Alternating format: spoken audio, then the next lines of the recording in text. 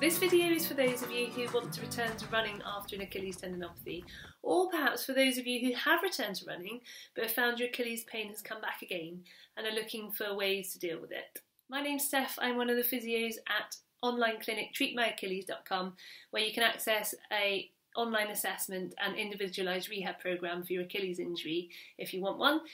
If you want the details to our website, there's a link in the description of this video.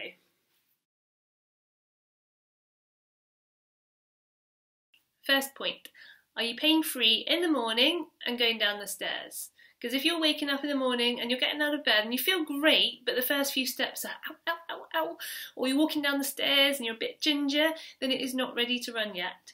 It is a good sign that if you're getting pain in the morning and pain going down the stairs, that your Achilles is still a bit too irritated, and you're likely to become one of the 44% of people that get a recurrence of Achilles tendinopathy when you return to your sport.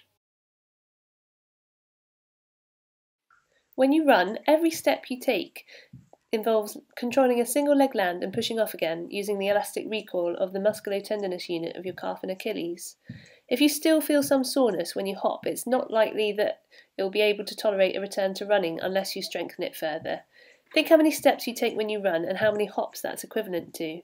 It's a lot more than 10. The average amateur runner takes 52,661 steps to complete a marathon. So by my basic calculations, that's about 2,000 steps per mile. You need to be able to hop pain-free. Third point, so have you completed a progressive rehab programme for your calf and Achilles complex? So when you're running, your body can experience up to 3 times your body weight in ground reaction force compared to walking. And your Achilles itself can take even more load than that. So you need to make sure that you've strengthened it not only with body weight, slow and controlled, but have you added weight to those exercises? Have you then upped the tempo so that you're working on power, and that elastic recoil of the tendon is what it has to cope with when you're running? And finally, have you added plyometric load and impact load? Are you sure that it can tolerate it? Number 4, have you addressed any of the biomechanical issues that might have been a problem before? For example, if your ankle was stiff and that's maybe something that led you to Achilles tendinopathy in the first place, have you addressed that biomechanically? Is your core good enough? Is your hip strength good enough? Is your knee alignment good enough that when you run you aren't going to get overuse injuries of different sorts? These are all things to consider before you get back to running, and if the answer is no, then it's something you probably need to address. Number 5, have you planned and written down a graded progressive return to running? And I say write it down because I know what it's like. You go back from an injury, you feel so good going back to running that you end up going far too far. You might have only intended to go 10 minutes and then you end up staying out for half an hour, 45 minutes.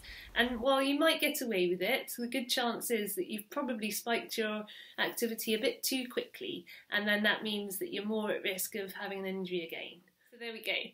If you think you've addressed all of these things, then probably you are ready to go back to running, which is brilliant.